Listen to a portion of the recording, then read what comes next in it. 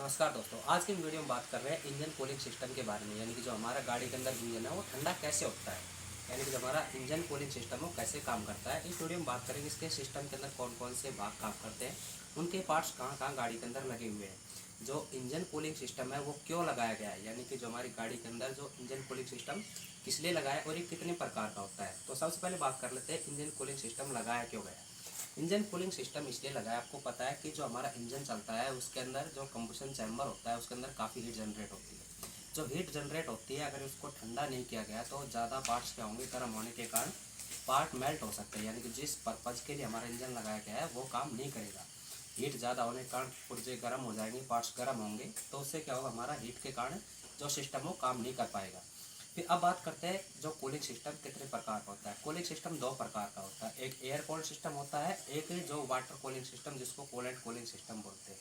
जो air cooled system होता है, जो हमारी बाइक है उनके अंदर, बाकी सभी गाड़ियों के अंदर भी एयर कूलिंग सिस्टम काम करता है, यानी कि जो हमारी गाड़ी चलती है बाहर से जो हवा आती है इंजन से टकराती है वो भी कुछ ही इंजन को ठंडा होने का काम करता है। और जो बाइकें होती है उसके अंदर सीधा जो फिन्स होते हैं जो कंबशन चैम्बर यानी कि हेड के ऊपर टकराते हैं, उससे इंजन को ठंडा करते हैं। गाड़ियों के अंदर बात करते हैं तो गाड़ियों के अंदर एक अलग से दिया होता है कूलिंग सिस्टम, यानी कि वाटर कूलिंग सिस्टम बोलते हो या फिर कूलेंट कूलिंग सिस्टम के नाम से भी जानते हैं। तो हम बात करेंगे आज के इस वीडियो में मेन वाटर कूलिंग सिस्टम के बारे में, यानी कि जो हमारी गाड़ी के अंदर वाटर कूलिंग सिस्टम है वो कैसे काम करता है, कौन कौन से पार्ट्स हैं जो सिस्टम को पूरा करने के अंदर मदद करते हैं, और जो लाइन है कूलेंट की लाइन वो कहाँ तक फैली हुई है। तो सबसे पहले बात करते हैं कूलेंट है वो कहाँ डलता है। जो कूलेंट सिस्टम है, एक सिस्टम इसलिए बोला गया है क्योंकि एक या दो से अधिक पार्ट्स जिसको मिलकर जिस सप्लाई को पूरा करते हैं, इसलिए उसको सिस्टम के नाम से जाना जाता है। जो हमारा वाटर कूलिंग सिस्टम है इसके अंदर भी क्या होता है कि जब इंजन गर्म होता है तो उसके अंदर मैकेनिज्म, यानी मैकेनिक ने इस प्रकार, जो हमारी ऑटोमोबाइल कंपनियां हैं इस प्रकार से एक सिस्टम इसके अंदर जनरेट किया हुआ है कि जिससे हमारी हीट होगी वो उस कूलेंट के जरिए उसके साथ से साइड से निकलेगी, तो उसके जो अंदर हीट होगा उसको ऑब्जर्व करके उसको थोड़ा ठंडा करने में मदद करेगी, जिससे हमारा इंजन जिस पर्पज़ के लिए लगाया गया है उसको पूरा काम करेगा। तो सबसे पहले चलते हैं इसके भागों के अंदर, यानी कि इसके कौन कौन से भाग होते हैं। आपने सभी के ने सुना होगा कि गाड़ी के अंदर एक रेडिएटर लगा होता है। रेडिएटर क्यों लगा होता है, रेडिएटर किस लिए लगाया गया है, और रेडिएटर का जो फिन्स है वो क्यों लगाई गई है। सभी को पता होता है कि रेडिएटर के अंदर कूलेंट डालना है, लेकिन रेडिएटर में कूलेंट कितने मात्रा में डालना है और कब डालना है, ये इस चीज़ के बारे में हम चर्चा करेंगे। सबसे पहले इसके पार्ट्स के भाग में चलते हैं। सबसे पहले आता है जो इसका फैन, यानी कि जो हमारा फैन होता है जो अंदर की साइड लगा होता है, यानी कि जिसको फैन किससे मिलती है, जो क्रैंक शॉफ्ट के पिनियन से चाल मिलकर, और जो हमारा वाटर कूलिंग फैन है उसको चाल मिलती है। वाटर कूलिंग फैन क्या काम करता है कि कूलेंट को खींचकर, जो कूलेंट को खींचकर किसमें करता है, जो इंजन के अंदर जो होल बने हुए हैं, यानी कि जो जो उसके वाटर जैकेट के जो होल बने हुए उससे कूलेंट की सप्लाई चलती रहती है। जो पंप होता है वो एक सेंट्रीफ्यूगल टाइप का होता है, यानी कि उसको चाल मिलती है, चाल मिलने के कारण वो सेंट्रीफ्यूगल के कारण क्या करता है, उसको खींचता है कूलेंट को, और खींचने के बाद आगे सिस्टम में इंजन में सप्लाई कर देता है। जो हमारा रेडिएटर है, ये हमारा रेडिएटर है। जो रेडिएटर इसके ऊपर ये फेंडर लगा होता है। आप किसी भी गाड़ी के अंदर देखो रेडिएटर ओपन, बड़ी गाड़ियों के अंदर सामने दिख सकता है, लेकिन जो इसको बोलते हैं फेंडर, जो रेडिएटर को ढकने का काम करता है। साथ ही इसके अंदर फैन भी होता है, जो फैन क्या करता है कि उसकी जो एयर आती है उसको खींच के वापस किस पे, इंजन के ऊपर सप्लाई करता है। जो फैन जो कूलेंट है, ये कूलेंट जो इनलेट, यानी कि इसके द्वारा हम कूलेंट को इसके अंदर भरते हैं, तो इसको रेडिएटर कैप के नाम से जानते हैं। जो हमारी रेडिएटर कैप होती है इसके अंदर क्या होता है, दो वाल होते हैं। जो हमारी रेडिएटर कैप होती है इसके अंदर दो वाल होते हैं, पीआरवी और एनआरवी। पीआरवी वाल क्या होता है कि जो प्रेशर रिलीज वाल, यानी कि जब हमारा ये काम कैसे करता है इसके बारे में आगे बात करेंगे। इसके अंदर दो वाल होते हैं, पीआरवी और वीआरवी, वैक्यूम रिलीज वाल और प्रेशर रिलीज वाल। तो ये था इसका रेडिएटर कैप, यानी कि रेडिएटर कूलेंट जिसके अंदर से भरते हैं वो। उसके बाद इसकी होज पाइप होती है, यानी कि एक इनलेट होज पाइप, एक आउटलेट। इनलेट होज पाइप इसके द्वारा जो रहती है, कूलेंट जो हमारा पंप है उसके साथ लग के आगे सप्लाई देता है, और उसके बाद जो अपर होज पाइप होता है उसके द्वारा वापस कूलेंट घूम के किस में आता है, वापस रेडिएटर के अंदर आता रहता है। जब रेडिएटर कब काम करता है, यानी कि जो कूलेंट है वो सामान्य टेम्परेचर पर काम नहीं करता, उसके लिए एक थर्मोस्ट वाल्व लगा हुआ है। जो आप गाड़ी में देखोगे तो इसके अंदर ये एक थर्मोस्ट वाल्व लगा हुआ है। इसके अंदर क्या होता है, थर्मोस्ट वाले एक गजन पिन होती है, उसके अंदर किस टेम्परेचर पे ये खुलेगा ये कंपनी मैन्युफैक्चरिंग अनुसार इसका 85 डिग्री से लेकर 95 डिग्री टेम्परेचर के ऊपर थर्मोस्ट वाल्व हमारा खुल जाता है। थर्मोस्ट वाल्व खुलने के बाद जब तक हमारी गाड़ी स्लो आरपीएम पे चलती रहती है या फिर जब तक इंजन पूर्ण रूप से गर्म नहीं होता है तब तक थर्मोस्ट वाल्व हमारा बंद रहता है। यानी कि कहें तो कि जो हमारा थर्मोस्ट वाल्व है वो 85 डिग्री के बाद ही खुलता है। जब तक इंजन का टेम्परेचर 85 डिग्री से ज़्यादा नहीं होगा तब तक हमारा जो थर्मोस्ट वाल्व है वो काम नहीं करेगा। फिर जैसे इसकी सप्लाई होती है, इसकी सप्लाई होते हुए क्या हो, जो हमारे EGR वाल्व लगे होते हैं, EGR वाल्व से होते हुए जो हमारा हीटर सिस्टम है उसके अंदर भी कूलेंट काम करता है। उसके द्वारा जैसे गाड़ी का टेम्परेचर 85 डिग्री सेंटीग्रेड से ज़्यादा हो जाता है तो क्या करता है, हमारा थर्मोस्ट वाल्व खुल जाता है। थर्मोस्ट वाल्व खुलने के बाद जो हमारा पाइप, अपर पाइप, जो लोअर होज पाइप से कूलेंट किस में आता है, अपर होज पाइप के अंदर आता है। यानी कि जब तक 85 डिग्री टेम्परेचर नहीं हो जाता तब तक हमारा कूलेंट है वो अपर होज पाइप के अंदर सर्कुलेट नहीं करता। यानी कि जो पंप के द्वारा जो पंप तो काम कर रहा है, क्योंकि जैसे क्रैंकशाफ्ट घूम गई पिनियन से पंप को चाल मिली, पंप से चाल मिलने के बाद कूलेंट तो सर्कुलेट होगा।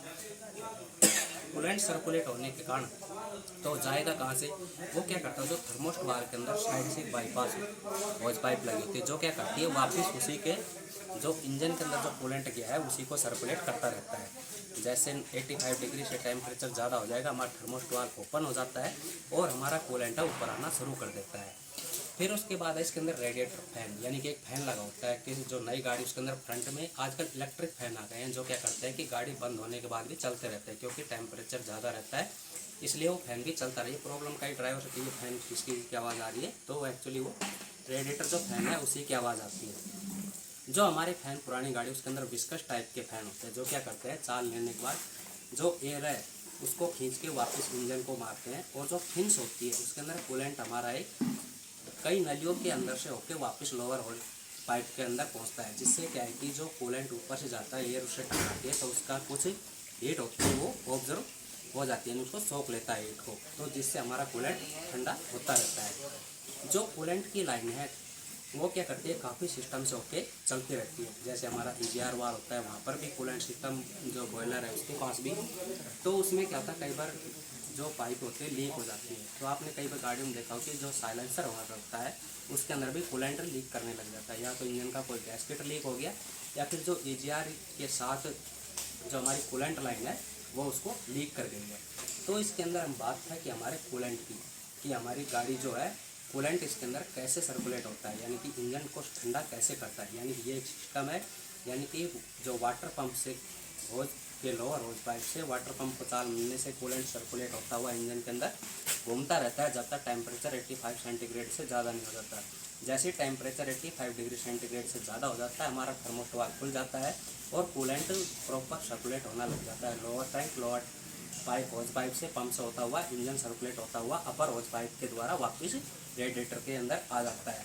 फैन को चाल मिलती रहती है। विस्कस फैन जैसे टेम्परेचर हीट होता है तो क्या होता है कि विस्कस फैन को चाल मिल जाती है और विस्कस फैन घूमना शुरू कर देता है। तो जो इलेक्ट्रिक फैन है उसके अंदर जैसे जैसे टेम्परेचर बढ़ेगा तो जो सेंसर है वो उसको सूचना देगा ईसीएम को सूचना मिलने से जो हमारे रेडिएटर फैन है वो चाल मिल जाती है और वो फैन घूमने लग जाते हैं। फर्स्ट में नॉर्मल आरपीएम पे जो हमारे रेडिएटर फैन है वो नहीं घूमते हैं। फिर उसके बाद बात करते हैं प्रॉब्लम की, यानी कि जब हमारी गाड़ी हीटिंग की समस्या क्यों दिखाती है।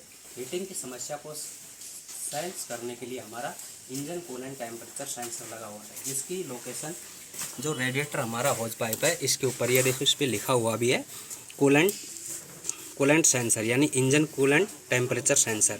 ये क्या काम करेगा, जैसे ही आपकी गाड़ी का ओवर टेम्परेचर ज़्यादा होने लगेगा, रेडिएटर प्रॉपर काम नहीं कर रहा होगा, पंप प्रॉपर काम नहीं कर रहा होगा, तो उसमें क्या है कि जो हीटिंग का निशान है उसको शो करने लग जाता है। तो इसको गाड़ी ओवर हीटिंग के क्या कारण हो सकते हैं, गाड़ी ओवर हीटिंग के कारण क्या हो सकते हैं, आपका रेडिएटर गंदा होगा, यानी कि रेडिएटर जमा हुआ है, जो इसके अंदर कूलेंट डाला हुआ है वो प्रॉपर सर्कुलेट नहीं हो रहा है, जो जाम हो जो एक बार जो चला गया था वही घूम रहा है, तो इसलिए रेडिएटर की प्रॉब्लम भी हो सकती है। नंबर 2 हमारा थर्मोस्ट वाल्व, जो हमारा थर्मोस्ट वाल्व यदि जाम हो जाता है, नहीं खुलता है 85 डिग्री टेम्परेचर से भी, तो भी हमारी गाड़ी ओवर हीट होना शुरू कर देती है। फिर उसके बाद है ECT सेंसर, अगर ये इंजन कूलेंट टेम्परेचर सेंसर खराब हो जाता है तो भी हमारी गाड़ी हीटिंग की समस्या को दिखाने लग जाती है। फिर उसके बाद अगर कहीं से हमारा रेडिएटर होज पाइप लीक हो जाता है, ड्राइवर ने ध्यान नहीं दिया, कूलेंट हमारा लीक हो गया कूलेंट न होने के कारण भी हमारा इंजन क्या हो जाएगा, हीट हो जाएगा। तो ये था दोस्तों हमारा इंजन कूलेंट सिस्टम, यानी कि इंजन कूलिंग सिस्टम कैसे काम करता है और इसमें कौन कौन सा भाग। इंजन कूलिंग सिस्टम काम करने वाला भाग मुख्य वाटर पंप हो गया जो सेंट्रीफ्यूगल के सिद्धांत पे काम करता है। नंबर 2 रेडिएटर हो गया जिसके अंदर कूलेंट डाला जाता है, जितनी लिमिट गाड़ी के अनुसार दी हुई है उतनी, उसके द्वारा इसके लोअर होज पाइप, अपर होज पाइप।